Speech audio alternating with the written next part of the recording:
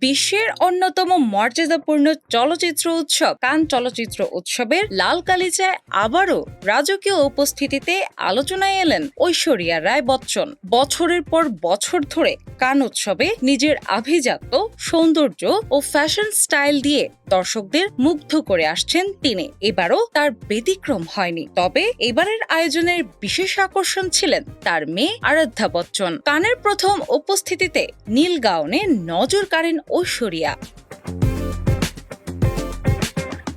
তবে দ্বিতীয় উপস্থিতিতেই যেন পুরো সামাজিক যোগাযোগ মাধ্যমে ঝড় তুলেন এই অভিনেত্রী। তাকে দেখা যায় নরম ব্লাশ পিঙ্ক রঙের দৃষ্টিনন্দন ক্যাপ গাউনে। তার এই স্টাইলিশ উপস্থিতি দেখে ভক্তদের অনেকেই প্রশংসায় ভাসান অভিনেত্রীকে। অনেকের ভাষ্য, বহুদিন পর আবারও পুরনো সেই রাজকীয় ঐশ্বরিয়াকে দেখা গেল কানের মঞ্চে। লরিয়ালের বিশেষ আয়োজনে মেয়ে আরাধ্যাকে সঙ্গে নিয়ে ফ্রেঞ্চ রিভিয়ার হাজির হন তিনি।